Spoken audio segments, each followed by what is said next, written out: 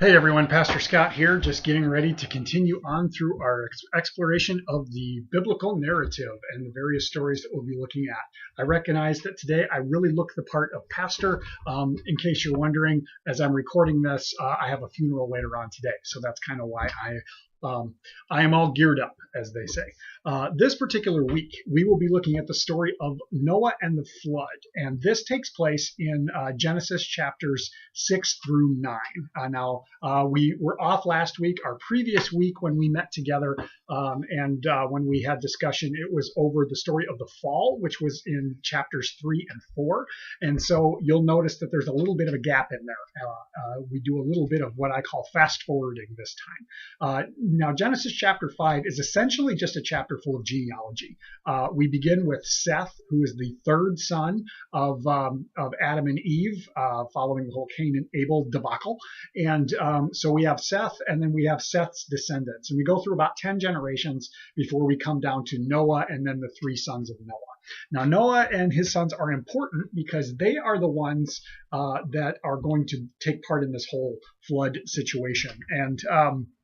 And the basis for this, what we tend to see, is because of the brokenness of humanity that we talked about within the fall, that has been around pretty much as long as humanity has been around. This broken human condition continues to deepen and expand, and people are turning their back on God throughout the course of these generations, to the point where God is actually, we hear it described as being sorry for the creation of humanity. God grieves that humanity has been created. And yet, despite that, the mercy that is on display from God is still on display here, because God could have just wiped us all out, wiped out humanity and started over. And that sense is sort of present, and yet that's not what we actually find happening. God has mercy on humanity as a whole because God's going to start over with this small batch of people, with Noah and his sons and their families. So that is just one little side note that's important to take note of. Now, why Noah? That's kind of an important big question. He's described as being righteous. And that's a good question for us to think about, probably one that I'll include with the discussion questions when this is posted. And so what is it that makes him righteous? And we're not really given that. But if we think about different things, what does righteousness mean? It seems that he seeks God, that he tries to honor God.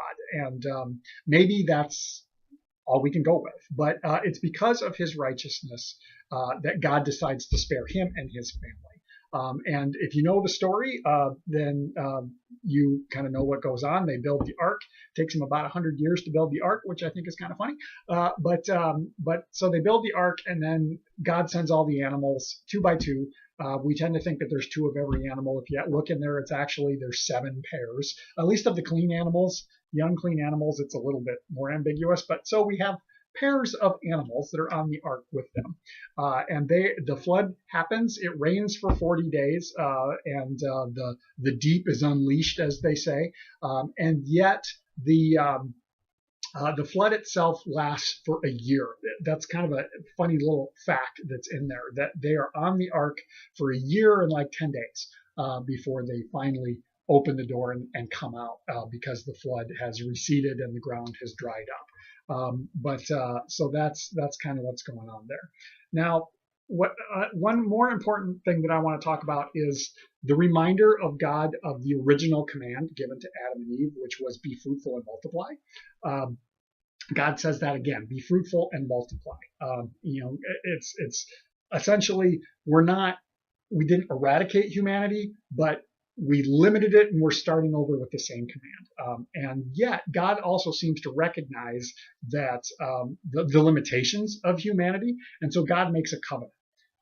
If you're familiar with the story, you know the rainbow is the sign of the covenant. But what's interesting is, unlike most covenants between two parties, where the expectation is that both will contribute something, this one's one-sided. It's a one-sided covenant. God promises to never destroy the earth by flood again, and asks nothing of Noah or his sons or family.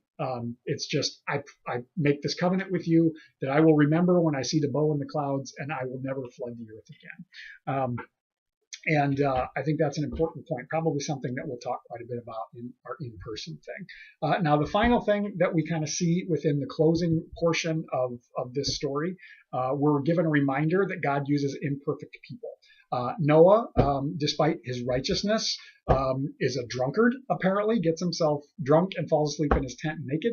And his nakedness is viewed by one of his sons, Canaan. Now, in that culture, rather than nakedness bringing shame upon the person, the individual, which is kind of how we think about it now, it actually puts shame upon the person who views it. So Canaan is cursed and serves his brothers, and that's kind of the basis of that. But I bring this up because of an ongoing point that I think is important to remember, that God uses imperfect people, and that's something that we are going to continue to see time after time after time after time, story after story within the ongoing narrative. So that's what's happening here in Genesis 6 through 9, this next section that we're going to take a look at. I invite you to go ahead and read it. Along with the posting, there will, of course, be some discussion questions if you want to engage with them that way, or you're welcome to join us for our in-person time as well. There will not be anything next week. We're going to be off again next week, but then we'll pick up 2 weeks from now. So thanks a lot, everyone.